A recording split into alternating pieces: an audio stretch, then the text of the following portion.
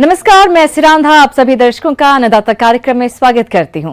किसान हमारे देश के अन्नदाता हैं और वही हमारे देश के भाग्य विधाता हैं। ऐसे ही भारतीय किसानों को खेती बाड़ी से जुड़ी हुई बहुत सी नई लाभकारी जानकारियां देने के लिए हर रोज सुबह हम आपके साथ आते हैं। तो चलिए कार्यक्रम शुरू करने से पहले देखते हैं क्या है आज के अन्नदाता में।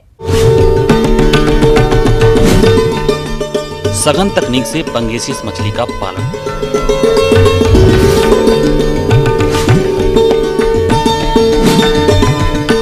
मिर्च की फसल में किए जाने वाले जरूरी कार्य।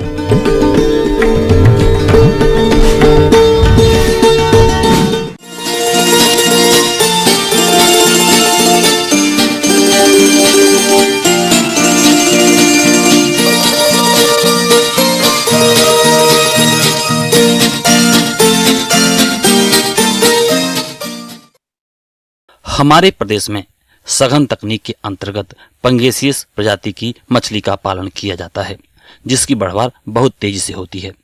इस मछली की बाजार मांग भी अच्छी होती है।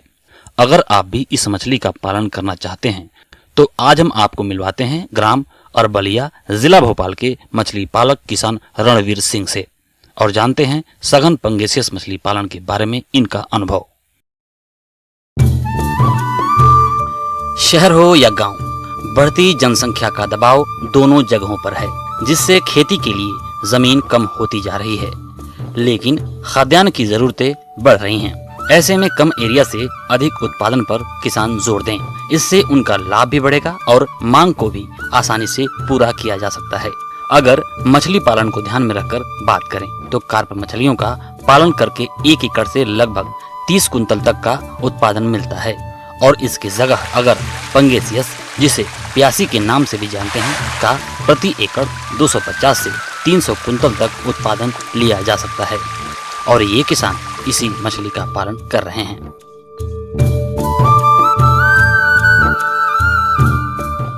मैं आज आप लोगों को मछली पालन के व्यवसाय के बारे में बताना चाहता हूं, जो मैं स्वयं पिछले 2 से 3 साल के समय से कर रहा हूं। इसमें तालाब बनाते समय मैंने सबसे पहले राज्य सरकार से कुछ सब्सिडी भी ली है, जो कि मुझे 30% मिली है। और ये मेरा जो तालाब है ये 1.25 एकड़ के से आधे एकड़ के समथिंग जगह में है। और इसके शुरुआत में हमने पहले चूने का उपयोग किया, जिसमें कोई भी अनुवांछित कीटाणु हैं उनके लिए। और इसके बाद कुछ गोबर हमने डाला, जिससे कि पानी ज़मीन में अधिक मात्रा में ना बैठ पाए। और इसके बाद फिर हमने मछली को बीजों के लिए बीज की तलाश की, जिसमें हमने पंकज नाम की जो मछली है हमने उसको डाला है। और उसकी बनावट जैसे कुछ आगे उसमें तार जैसे निकलते हैं, जैसे मूछ टाइप में जैसे कहते हैं अपन आम लोग, उसमें एक कांटे की मछली भी बोला जाता है उसे। अधिकतर जो भी आदमी अधिक कई नामों से उसे बोलता है। इस मछली को पंगेसियस, पंगास, बैकर मछली और कहीं कहीं प्यासी के नाम से भी जाना जाता है। इस मछली को कम एरिया में अधिक संख्या में पालना आसान होता है। इस मछली का पालन आमतौर पर तालाबों में केज लगाकर किया जाता है, लेकिन ये किसान अपने कच्चे तालाब में ही इस मछली का पालन कर रहे हैं। अब उसको हमने शुरुआत में पहले तो तालाब की अच्छे से देख रेख की। खरपतवार हैं, जैसे कुछ खरपतवार थे, हमने उन्हें भी तालाब में से हटाया, साफ़ सफाई की। इसके बाद फिर हमने बच्चों को उसमें डाला है तालाब में, जो कि 2.5 से 3 इंच के लगभग है, जो हमने उस समय डाला था जून में। और अब हम उसे आगे करते हुए देख रेख कर रहे हैं बराबर। एक काम और मैं करता हूँ, जैसे बच्चे जिस समय हमने डाले थे तो उस समय हमने पूरे तालाब को जाल से ढक दिया था, ताकि कोई पक्षी या बुगले वगैरह मछलियों को ना खा सके। इन मछलियों को घर से तैयार किया गया आहार नहीं दिया जाता है, क्योंकि कम एरिया में मछलियों की संख्या अधिक होने की वजह से घर का आहार देने पर पानी दूषित होता है, जिससे मछलियों पर बुरा असर पड़ता है। इसलिए इन मछलियों को कृत्रिम आहार ही दिया जाता है। इसके बाद आते है पानी का पीएच मान। पानी का पीएच मान हमें अधिकतर 6.5 से 7.5 के बीच में अच्छा माना गया है। और उसकी अगर ऊपर नीचे अगर होता है, जैसे पानी में अपनी गैसेस बनती हैं, अमोनिया गैसेस हैं, तो उसके लिए जीरो लाइट या और भी बाज़ार में कुछ दवाएं आती हैं, उनका प्रयोग अपने किसान भाई कर सकते हैं। मछलियों में रोगों की समस्या भी आती है, जिससे बचाने के लिए तालाब प्रबंधन का विशेष ध्यान रखते हैं और ज़रूरी होने पर रोगी मछलियों के उपचार के लिए दवाओं का भी प्रयोग करते हैं। और समय समय पे उनका वजन भी चेक करना पड़ता है, ताकि मछली हमारी दाना तो बराबर खा रही है, अब बढ़ रही है या नहीं बढ़ रही। तो इसके लिए 15 दिन से 20 दिन के अंतराल में या 20 से ऊपर 1 महीने के पहले हमें एक बार निकाल के मछलियों को चेक करना पड़ता है। करना ही पड़ेगा, क्योंकि दाना तो हम बराबर खिला रहे हैं मछलियों को, मगर उसका ये भी अपन को पता चले हम लोगों को कि अपनी मछली बराबर मात्रा में बढ़ रही है या नहीं बढ़ रही। तो किसान भाइयों, ऐसे सभी चीज़ों का देख रेख हमें करना पड़ती है। देसी मछलियाँ जहाँ 1 वर्ष में तैयार होती हैं, वहीं पंगास 6 से 7 महीने में ही तैयार हो जाती है। इस मछली की कम अवधि में तैयार होने की विशेषता और कम एरिया से अधिक उत्पादन के चलते किसानों को अधिक मुनाफा हो रहा है।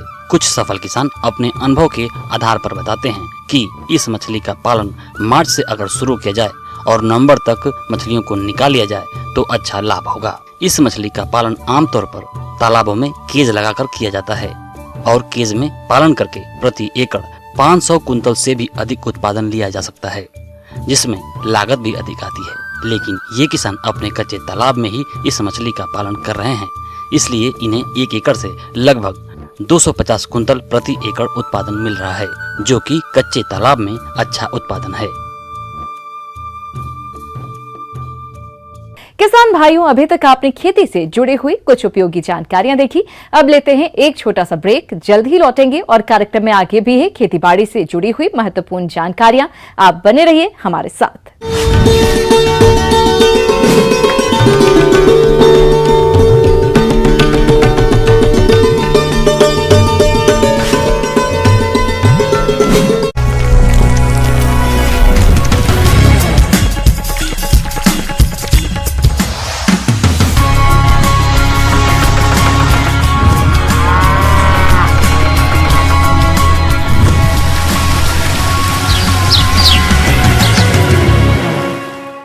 ब्रेक के बाद आप सभी दर्शकों का अन्नदाता में एक बार फिर से स्वागत है। चलिए अब रुख करते हैं अगली कड़ी की ओर।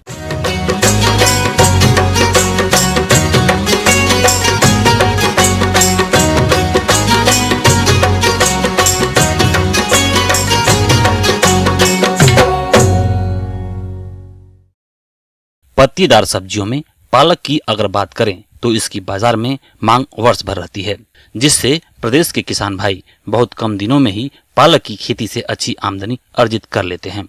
तो आप पालक की बुआई कैसे करें, आइए जानते हैं।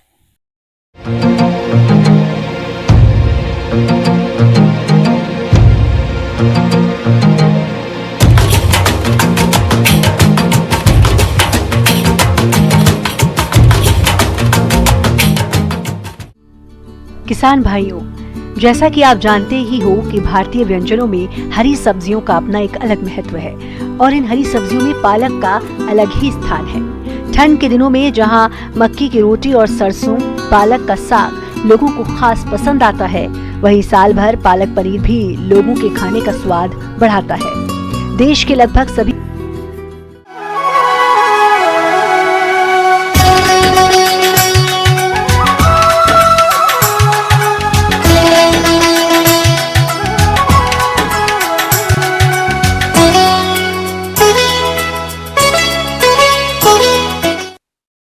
प्रदेश के अनेक किसान मिर्च की खेती करते हैं, लेकिन वह इस समय फसल में किए जाने वाले कार्यों पर कोई विशेष ध्यान नहीं देते, जिसके कारण उत्पादन कम मिलता है। तो आप मिर्च की फसल से अधिक उपज लेने के लिए कौन कौन से कार्यों को करेंगे, इसकी जानकारी दे रहे हैं जिला भोपाल के विषय विशेषज्ञ पीयूष श्रीवास्तव।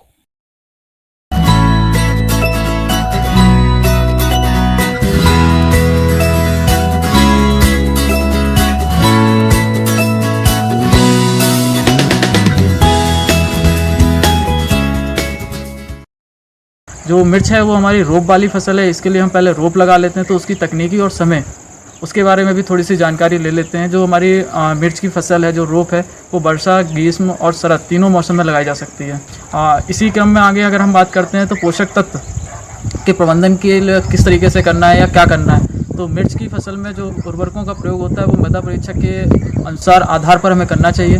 लेकिन सामान्यतः नाइट्रोजन जो है वो 120 से 150 किलोग्राम, फास्फोरस 60 किलोग्राम तथा पोटास आप 80 किलोग्राम यूज कर सकते हैं, जिसमें से फास्फोरस और पोटाश की पूरी मात्रा तथा नाइट्रोजन की आधी मात्रा को रोपाई से पूर्व भूमि की तैयारी के समय प्रयोग करें और शेष नाइट्रोजन की आधी मात्रा का प्रयोग पौध रोपाई के 30 से 45 दिन बाद 2 बराबर भागों में बांटकर खेत में छिड़ककर तुरंत सिंचाई कर दें। इसी क्रम में अगर हम बात करते हैं तो हमारी मिर्च की जो रोप होती है वो हम अगर लगाते हैं उसके बाद हमको कुछ वीडिंग करने की आवश्यकता पड़ती है, जिसको हम खरपतवार प्रबंधन के नाम से भी जानते हैं।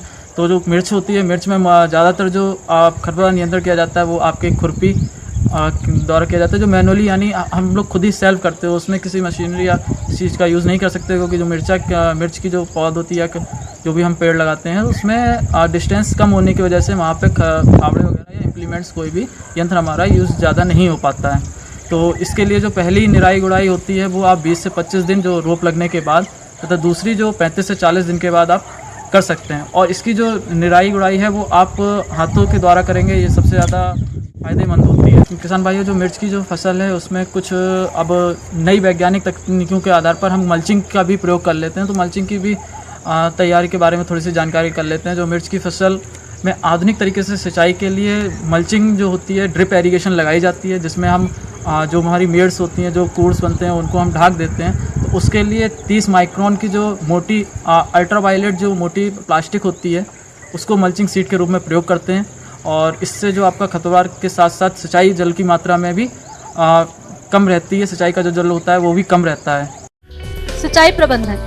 किसान भाइयों, मिर्च की पौध रोपाई के बाद हल्की सिंचाई करना अति आवश्यक है। उसके बाद 1 हफ्ते बाद सिंचाई करें और फसल से ज्यादा उत्पादन प्राप्त करने के लिए मिट्टी के प्रकार को ध्यान रखते हुए फसल की जरूरत के हिसाब से सिंचाई करते रहना चाहिए। मिर्च की फसल में फूल और फल लगने की अवस्थाओं में पानी देना अति आवश्यक होता है। इसी क्रम में अगर हम बात करते हैं तो आगे हमारी बात चलती है कीट तथा रोग प्रबंधन पर। कीट और रोग प्रबंधन क्या है, तो कीट जो सबसे पहले हम कीट में बात करेंगे तो सबसे पहला जो कीट है वो है सफ़ेद मक्खी। सफ़ेद मक्खी जो है ये इसके जो शिशु और वैक्स दोनों पत्तियों की निचली सतह पर चिपक जाते हैं तथा इसकी रस चूसते हैं और पत्तियां जो होती हैं वो नीचे की तरफ मुड़ जाती हैं। इसके कम प्रभाव पर आप नीम तेल का भी यूज़ कर सकते हैं, और अधिक प्रभाव होने पर डाइमेथोन 5 ग्राम मात्रा 15 लीटर पानी में घोलकर छिड़काव कर सकते हैं। इसी क्रम में हम आगे चलते हैं तो सेकंड जो हमारा दूसरा जो कीट आता है वो आता है माइट। यह भी बहुत छोटे कीट होते हैं, पत्तियों की सतह पर का रस चूस लेते हैं, जिसमें पत्तियां ये भी मुड़ जाती हैं, और इसके रोकथाम के लिए डाइकोकोनाल 2.5 ml या ओमाइट पानी में घोलकर हम छिड़काव कर सकते हैं। और इसी क्रम में अगर हम बात करते हैं आगे तो हमारी बात आती है रोग प्रबंधन की। जो हमारा रोग है वो है फल सड़न रोग, जिसमें हमारी जो पत्तियां होती हैं सीड्स से नीचे की तरफ पूरी सूखने लगती हैं। इसका सबसे पहला जो प्रभाव होता है वो सीड्स पर होता है, वो क्रमानुसार नीचे तक पूरा पेड़ सूख जाता है, और जो फल होता है इसका वो बदरंग टाइप में हो जाता है, जिसका कोई रंग नहीं रहता है। तो इसके लिए, इसकी रोकथाम के लिए हम फफूंदीनाशक कोई भी दवाई का छिड़काव कर सकते हैं। तो उपज में उन्नत किस्मों की जो उपज होती है वो 20 से 25 कुंटल की होती है, और जो संकर किस्में होती हैं जो उनकी उपज जो होती है वो आपकी 30 से 40 कुंटल की हो जाती है। और आगे भी है खेतीबाड़ी से जुड़ी हुई बहुत सी रोचक जानकारियां, पर यहाँ पर रुकेंगे एक और ब्रेक के लिए, जल्द हाजिर होते हैं।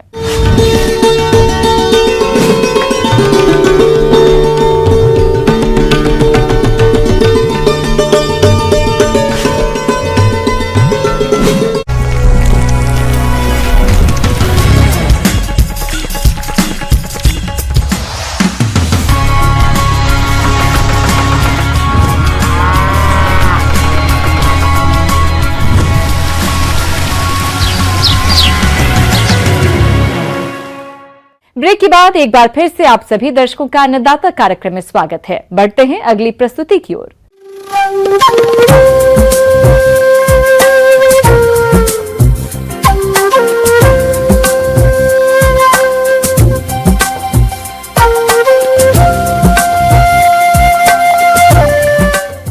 मौसम के अनुसार प्रबंधनों पर ही टिकी है आपकी खेतीबाड़ी, इसलिए मौसम पूर्वानुमान और उस पर आधारित साप्ताहिक कृषि सलाह इस प्रकार है। भारत मौसम विज्ञान विभाग ग्रामीण कृषि मौसम सेवा केंद्र सीहोर से प्राप्त मौसम रिपोर्ट के आधार पर भोपाल, रायसेन, बैतूल, होशंगाबाद और इनके आसपास के जिलों के किसानों को सलाह दी जाती है कि रबी फसलों की बोनी हेतु उन्नत बीज, खाद एवं उर्वरकों की व्यवस्था करके रखें। गेहूं की खेती करने वाले किसान पूर्ण सिंचित किस्में जैसे GSW 1203, GSW 1215, HI 8759, HI 1544, जिन किसानों के पास 1 से 2 सिंचाई की व्यवस्था है वे गेहूं की JW 3288, JW 3211, JW 3020, HI 1531 और असिंचित अवस्था में किसान गेहूं की JW 3288, JW 3173 आदि किस्मों की बोनी कर सकते हैं। इसी प्रकार चने की उन्नत किस्में BRG 202, JG 130, JG 11, JG 16, जाकी 9218 तथा काबुली चने के लिए काकटू और JG के 1 आदि किस्मों की व्यवस्था कर लें। मसूर की उन्नत किस्मों के लिए RVL 31, JL 2 आदि किस्मों के बीज की व्यवस्था कर बुआई करें। शरतकालीन गन्ने की बुआई का उचित समय है। इसके लिए उन्नत किस्में कोजेएन 86-512, कोजेएन 86-141 किस्मों की बोनी करें। चना एवं मसूर की बोनी के पूर्व बीजों को फफूंदनाशक दवा थाइराम 1.5 ग्राम एवं कार्बनडाजिम 1.5 ग्राम दवा से प्रति किलोग्राम बीज को उपचारित करें। इसके बाद जैव उर्वरक राइजोबियम एवं PSB कल्चर से बीज को उपचारित करें। फलदार पौधों को रोग एवं कीटों से बचाने के लिए मेलाथियान 2 मिलीलीटर के साथ मैनकोजेब 3 ग्राम दवा प्रति लीटर पानी के हिसाब से घोल बनाकर छिड़काव करें। नींबू वर्गीय फल वृक्षों को कैंकर रोग से बचाने के लिए स्टेप्टोसाइक्लिन दवा का छिड़काव करें। गोभी वर्गीय सब्जियां, मिर्च, बैगन एवं टमाटर आदि की तैयार पौध की खेत में रुपाई करें। लहसुन की बोनी कर सकते हैं। इसके लिए उन्नत किस्म G282, G323, G31, G41, G386 का उपयोग करें। लहसुन की बुआई 15 से 20 अक्टूबर तक कर लें। प्याज की उन्नत किस्म AML, RAFDR आदि की नर्सरी तैयार करें। जो किसान भाई गेंदा की खेती करना चाहते हैं वे पूसा नारंगी किस्म की नर्सरी तैयार कर और तैयार नर्सरी की पौध रोपाई कर सकते हैं। मुर्गी के चूजों को रानीखेत बीमारी से बचाने के लिए F1 या लसोटा स्ट्रेन का टीका लगवाएं। पशुओं में थनैला रोग से बचाव के लिए दूध दोहन से पूर्व एवं बाद में 1% पोटेशियम परमैंगनेट दवा से थनों को अच्छी तरह से धोएं। गाय में माता रोग का टीका लगवाएं तथा पशुओं को खुरपका एवं मुंहपका रोग का टीका लगवाएं। साथ ही कृमिनाशक दवा पिलाएं।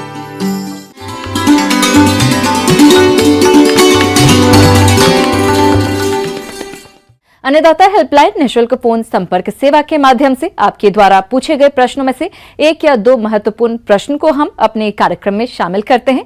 इसी के तहत आज का चयनित प्रश्न और उसका जवाब इस प्रकार है। निःशुल्क अन्नदाता हेल्पलाइन में आज हमने जिस प्रश्न को शामिल किया है उसे पूछा है ग्राम खोरी, जिला ग्वालियर के गणेश जाटव ने। आपने पशुओं के संतुलित आहार प्रबंधन के बारे में जानकारी चाहिए है, तो इसके लिए देखिए कार्यक्रम का यह अंश।